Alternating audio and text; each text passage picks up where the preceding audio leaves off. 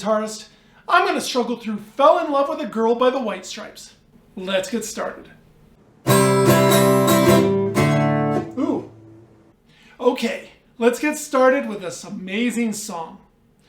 Normally, when you hear the White Stripes, everyone instantly thinks Seven Nation Army, and for good reason.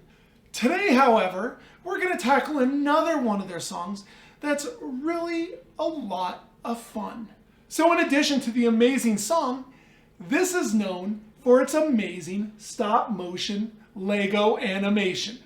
Now, did you know it took a crew of 15 people 2 months to make that video? First, they shot Jack White and Meg White going through the storyboard animations. Then they printed out pixelated images for each frame. Then they built the Lego guys and used stop-motion animation to run through the whole entire video. Then finally, they layered everything and added extra animation on top of it all. Now, while the White Stripes actually pitched the Lego kit idea to Lego, Lego never took them up on it. However, in 2019, Jack White's company, Third Man Records, started selling Lego kits so people could build their own scenes from the video. This one I built with my old Legos and some instructions online.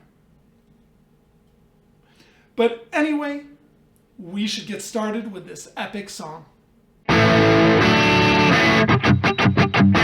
Now, just a heads up, if you want any of the tone settings, you'll find them down below in the description.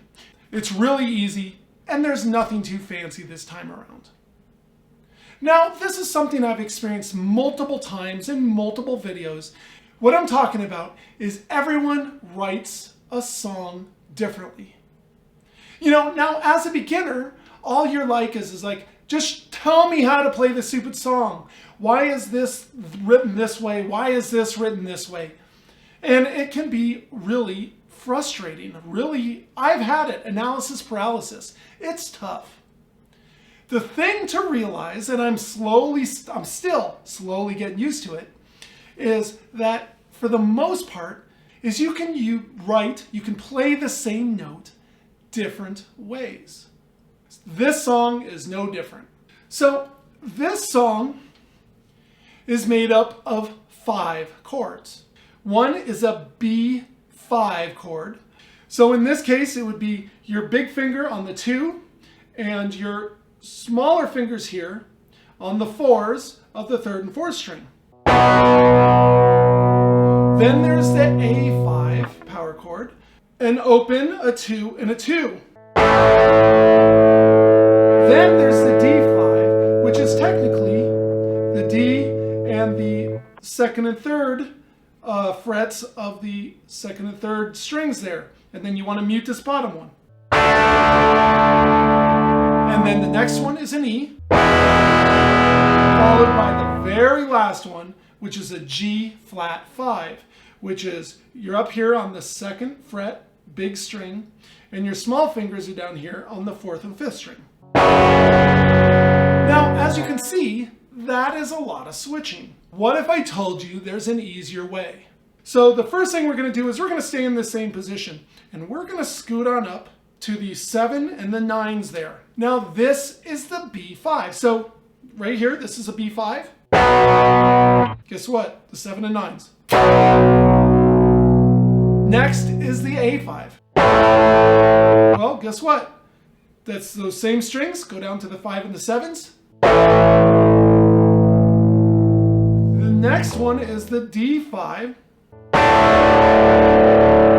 Well, scoot on up to the 10 and the 12s. And then instead of doing the E, you could either go to the E, or I like to just play an E5 power chord. So the open, the 2 and the 2. And then the last and final one, the G flat 5, is the same as before. See, the nice thing about this way is you get into one position and you just scoot up and down. You don't have to switch hand position. It makes it a ton easier. So the first thing we're going to do is we're going to start up here on the 7 and 9s, and we are going to do down, down, up, down. Then we're going to switch to the 5 and the 7s. Down, down, down. Then we're going to scoot on up to the 10 and the 12s. Up, down, up. Scoot on over, do the power chord E here. And then repeat.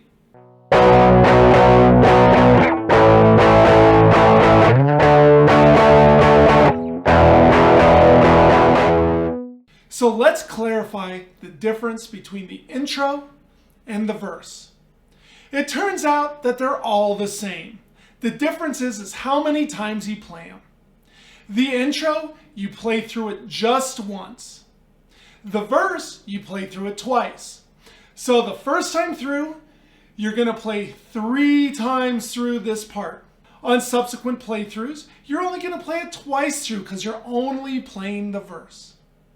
All that to say is the first time through, we're going to do that 3 times. Let's take it nice and slow.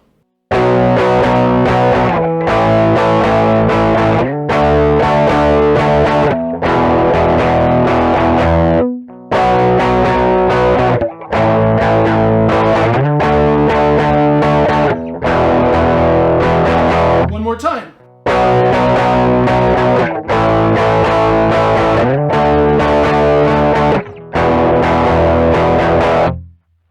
And like that, you finish the verse. Let's move on. Now let's tackle the second part of this song. Now there's not a lot of deviation here, so it's going to be fairly easy. So what we're going to do is we're going to start up here on the 2 and the 4s, that G flat 5 that we initially talked about. Now this is going to replace our initial 7 and 9s that we did in the verse. So starting with that same strumming, we would do a... Then we'd scoot to the 5 and the 7s. The 10 and the 12s. Down to that E. Now we're going to play the first half only.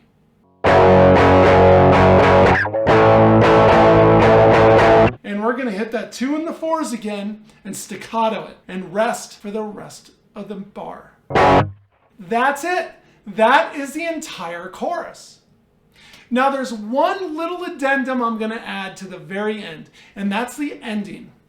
The ending is actually that same chorus, but what happens is at the very end, when you staccato that, the whole beat slows down, and on one of the next measure, you're going to do that same 4 and 2s to end the song. Why don't I play through that whole thing, but we'll play through it once, pretending it's the ending, just so you can hear what the whole thing sounds like.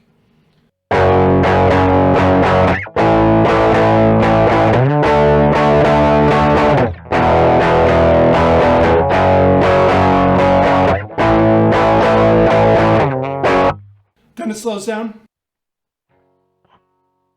And like that, you've learned everything you need to know to play Fell in Love with a Girl by the White Stripes. Congratulations.